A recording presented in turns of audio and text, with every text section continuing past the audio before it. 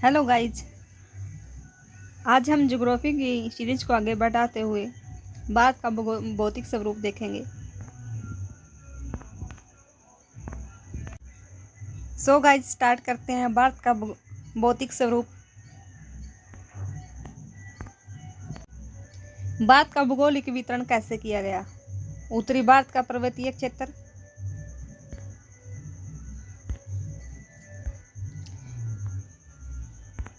उत्तर भारत पर्वतीय क्षेत्र, उत्तर भारत का मैदान, प्रायद्वीपीय भारत, भारतीय मरुस्थल कैसे बने, तटवर्तीय मैदान और द्वीप समूह है। आगे डिस्कस करते हैं। उत्तर का पर्वतीय क्षेत्र है उसके अंदर ट्रांस हिमालय, काराकोरम, लद्दाख और जास्कर श्रेणी। उसके बाद है महान हिमालय, मध्य हिमालय, शिवालिक। सबसे मेन ट्रांस हिमालय, फिर महान यानी हिमाद्री, फिर मध्य, फिर शिवालिक। ट्रांस हिमालय में है, इसके पार्ट है काराकोरम, लद्दाख और जास्कर। उसके बाद है उत्तर भारत का मैदान। उत्तर भारत का जो मैदान है वह 4 भागों में है। भांबर, इसको 4 भागों में बांटा गया था, भांबर, तराई, बांगर और खादर। उसके बाद है भारत का मरुस्थल। भारत का मरुस्थल में जैसे कि थार का मरुस्थल, प्रायद्वीपीय भारत, पहाड़ियाँ वगैरह हैं और पठार। उसके बाद तटवर्तीय मैदान। तटवर्तीय मैदानों में क्या आएगा? पूर्वी घाट और पश्चिमी घाट। द्वीप समूह अंडमान निकोबार और लक्षद्वीप।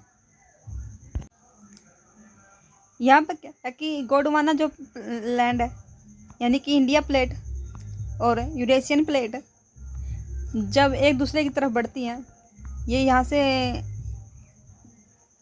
दबाव लगाएगी, ये यहाँ से, तो बीच में क्या है, इनके संपीड़न से हिमालय पर्वत का निर्माण होता है।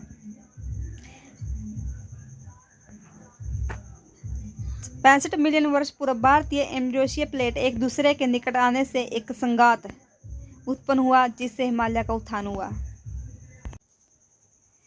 जो इंडियन प्लेट यहाँ से बढ़ी और यूरेशियन प्लेट यहाँ से बढ़ी, दोनों में स्पीडन होता है, और जब ये दोनों का स्पीडन होता है तो बीच वाली जो ज़मीन है वो आगे ऊपर बढ़ जाती है, जिससे अपने हिमालय का निर्माण होता है। ये हमारा आगे है वृद्ध हिमालय, उसके बाद मध्य हिमालय, शिवालिक और सिंधु गंगा के मैदान। इस साइड क्या है? लद्दाख, तिब्बत का पठार और कुन्नुल। अब देखते हैं कि उत्तर भारत का पर्वतीय क्षेत्र। ट्रांस हिमालय, ट्रांस हिमालय के अंदर ये काराकोरम, लद्दाख और जास्कर, फिर महान हिमालय, फिर मध्य हिमालय और फिर शिवालिक। इनका एक्सप्लेनेशन करते हैं। गाइज ये है हमारे जितनी भी ऊंची हमारे पर्वत हैं, पर्वत श्रृंखलाएँ हुई है, जैसे कि बेफोत 60 किलोमीटर, हिस्पर 61 किलोमीटर। उसके बाद है केटू भारत की सबसे ऊंची चोटी 8611 किलोमीटर। गोंडविन आस्टिन कहते हैं इसको, केटू को। बल्टोरा 58 किलोमीटर। सियाचिन कितना है? 72 किलोमीटर। यहाँ पर है जम्मू कश्मीर में राकापोसी पर्वत श्रृंखला एक, उसके नीचे नंगा पर्वत। उसके बाद यदि हम इस साइड चलें, ये कामत के आगे है नंदा देवी, फिर है धौलागिरी, अन्नपूर्णा, फिर मसालू, एवरेस्ट, मकालू, कंचनजंगा, नामचा बरुआ ये अरुणाचल प्रदेश में है। एवरेस्ट, इसको नेपाल में सागरमाथा कहते हैं।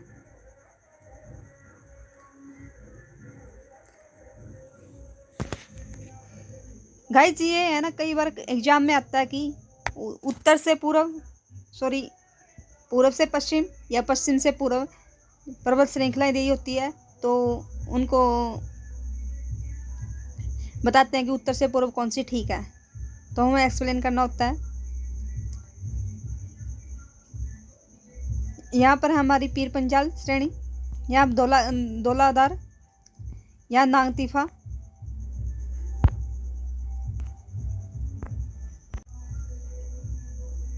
आगे है यहाँ पर गारो, खासो, जयंती। ये मेघालय में है तीनों पहाड़ियाँ, गारो, खासी, जयंती। इन पहाड़ियों पर ये इनकी जनजातियों के नाम पर ही इन पहाड़ियों का नाम रखा गया है। आगे है पटकाई बूम। यहाँ पर नागालैंड में नागा पहाड़ियाँ, मिजोरम में मिजो या लुसाई पहाड़ियाँ। गाइस जिन पहाड़ियों को श्रेणी एक क्रमागत श्रेणी के अनुसार ही ध्यान में रखना, क्योंकि क्रमागत श्रेणी में ही इसको पूछा जाता है ज़्यादातर। आगे उत्तर का पर्वतीय क्षेत्र कैसा है। सबसे पहले ट्रांस हिमालय, इसका एक्सप्लेनेशन करेंगे। ट्रांस हिमालय का निर्माण हिमालय से भी पहले हो चुका था। इसके अंतर्गत काराकोरम, लद्दाख, कैलाश व जास्कर श्रेणियाँ आती हैं। इन श्रेणियों पर वनस्पति का अभाव पाया जाता है, क्योंकि ये बहुत ज़्यादा ऊंचाई पर है। ज़्यादातर इन हिस्सों पर बर्फ ही रहती है, इस करके यहाँ पर वनस्पति है जो बहुत कम उगती हैं। गाइस यदि वीडियो अच्छी लग रही है तो शेयर करें। उसके बाद है काराकोरम श्रेणी। जो काराकोरम श्रेणी है यह ट्रांस हिमालय की सबसे उत्तरी श्रेणी है। ट्रांस हिमालय की सबसे उत्तरी श्रेणी है ये। भारत की सबसे ऊंची चोटी K2 यानी गोडविन ऑस्टिन 8611 मीटर काराकोरम श्रेणी पर ही स्थित है। जो K2 है, कई बार पूछा जाता है कि K2 किस श्रेणी का भाग है। ये काराकोरम श्रेणी का ही भाग है। काराकोरम श्रेणी पर 4 प्रमुख हिमनद यानी ग्लेशियर हैं। कौन कौन से हैं? सियाचिन, बाल्टोरा, बेफो और हिस्पर। ये दोनों चारों हमने देखे हैं कि काराकोरम श्रेणी में कौन से चार हिमनद है। सियाचिन, बाल्टोरा, बेफो और हिस्पर। सियाचिन 72 किलोमीटर, बाल्टोरा 58 किलोमीटर, बेफो 60 किलोमीटर और हिस्पर 61 किलोमीटर। काराकोरम श्रेणी में सबसे ऊंची चोटी K2 की ऊंचाई कितनी है ये भी ध्यान रखना, 8611 मीटर। उसके बाद है लद्दाख श्रेणी। लद्दाख श्रेणी विश्व की सबसे बड़ी ढाल वाली चोटी राकापोसी लद्दाख श्रेणी पर स्थित है। कई बार क्वेश्चन क्या पूछेगा आपसे, राकापोसी कहाँ पर है? लद्दाख श्रेणी में। लद्दाख श्रेणी दक्षिण पूर्व की ओर कैलाश श्रेणी के रूप में स्थित है। दक्षिण पूर्व में इसको कैलाश श्रेणी बोलते हैं। यह श्रेणी सिंधु नदी व इसकी सहायक नदी है जो श्योक नदी के बीच जल विभाज्य का कार्य करती है। सिंधु नदी और श्योक नदी के बीच जल विभाज्य का कार्य कौन सी करती है? लद्दाख श्रेणी। उसके बाद है जास्कर श्रेणी। जास्कर श्रेणी क्या है? ट्रांस हिमालय की सबसे दक्षिणी श्रेणी है। जो जास्कर श्रेणी है वो ट्रांस हिमालय की सबसे दक्षिणी श्रेणी है। नंगा पर्वत इसी पर्वत श्रेणी की सबसे ऊंची चोटी है। लद्दाख व जास्कर श्रेणियों के बीच में सिंधु नदी बहती है। लद्दाख और जास्कर श्रेणी के बीच में कई बार पूछा जाता है कि कौन सी नदी बहती है? सिंधु नदी। गाइस ये हमारे उत्तर पूर्व की जो पर्वत श्रेणियाँ हुई हैं, जैसे कि डाफला, मीरी, अम्बोर, मिस्ती, ये पटकई बूम, नागा पहाड़ियाँ, मिजो लुसाई। यहाँ पर आपने पीछे भी हम इसका डिस्कस किए हैं, गारो, खासी और जयंतिया पहाड़ियाँ। आगे है वृद्ध या हिमाद्री यानी वृद्ध हिमालय या हिमाद्री बोल दो इसको, या महान हिमालय। इसका विस्तार नंगा पर्वत से नामचा बरवा पर्वत तक फैला हुआ है। नंगा पर्वत से नामचा बरवा जो पर्वत है वहाँ तक इसका विस्तार फैला हुआ है। इसकी कुल लंबाई 2500 किलोमीटर है। औसतन इसकी ऊंचाई जो है 6100 मीटर है। विश्व की सर्वाधिक ऊंची चोटी इसी श्रेणी पर पाई जाती है। ये पूछा जाएगा आपको क्वेश्चन में कि माउंट एवरेस्ट किस श्रेणी का भाग है, किस श्रेणी का ये भाग है? वृद्ध हिमालय का। इसमें कौन कौन सी प्रमुख चोटियां हैं? माउंट एवरेस्ट 1848.85 विश्व की सबसे ऊंची चोटी है।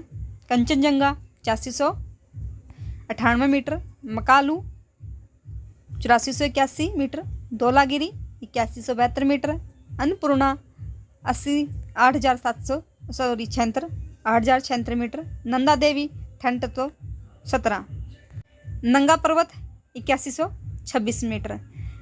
गाइज क्वेश्चन में ये भी पूछा जाता है कि ये क्रम में लगाओ कि कौन सी चोटी सबसे ऊंची है उसके हाइट के हिसाब से भी क्रम में लगाना होता है।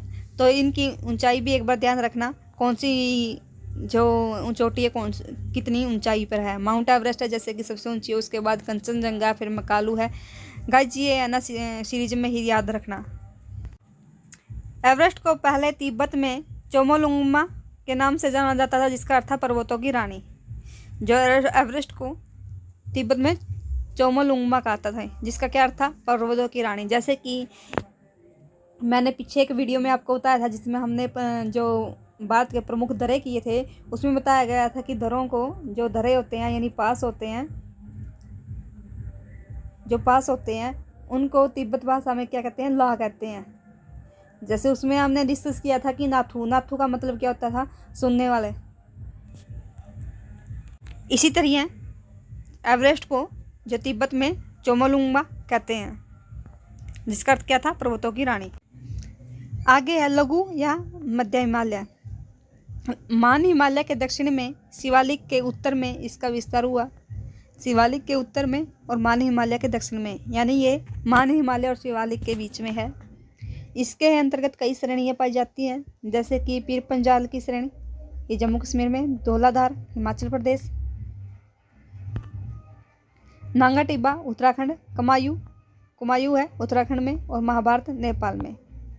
लघु हिमालय व मान हिमालय के बीच कई घाटियां का निर्माण हुआ, जैसे कि कश्मीर की घाटी, कुल्लू कांगड़ा घाटी, काठमांडू घाटी। कश्मीर की घाटी जम्मू कश्मीर में ही है, कुल्लू कांगड़ा घाटी हिमाचल प्रदेश में है, और काठमांडू घाटी यह हमारी नेपाल में है। लघु हिमालय अपने स्वास्थ्यवर्धक पर्यटन स्थलों के लिए भी प्रसिद्ध है, जिसके अंतर्गत कौन कौन सी हैं, कुल्लू, मनाली, डलहौजी, धर्मशाला, शिमला, अल्मोड़ा, मंसूरी और चमोली। ये हमारे पर्यटन स्थल है जो लघु हिमालय के अंतर्गत आते हैं। लघु हिमालय की श्रेणियों की डालों पर शीतोष्ण घास के मैदान पाए जाते हैं, जिन्हें जम्मू कश्मीर में मर्ग, यानी जैसे कि गुलमर्ग है, सोनमर्ग है, और उत्तराखंड में इसके बुगियार या प्यार कहते हैं। जो कई बार पूछा जाता है कि जो लघु हिमालय की श्रेणियां में है घास, कौन से घास के मैदान पाए जाते हैं, ये पाते हैं शीतोष्ण घास के मैदान, जिन्हें जम्मू कश्मीर में मर्ग और उत्तराखंड में बुगियार या प्यार कहते हैं। आगे शिवालिक यानी कि बाह्य हिमालय। शिवालिक इनका जो निर्माण है वो सबसे बाद में हुआ था। यह लघु हिमालय के दक्षिण में स्थित है। शिवालिक और लघु हिमालय के बीच स्थित घाटियों को पश्चिम में दून, जो शिवालिक है और लघु हिमालय है, इसके बीच में कुछ घाटियां हैं जिन्हें कहते हैं दून कहते हैं, जैसे कि देहरादून, कोटली दून, पाटली दून। और पूर्व वाली चीज जो पूरब में है उनको द्वार कहते हैं, जैसे कि हरिद्वार। ये ध्यान रखना, शिवालिक और हिमालय के बीच में जो पश्चिम में उनको दून कहते हैं, जो पूरब में द्वार कहते हैं। गाजी ये ध्यान रखना।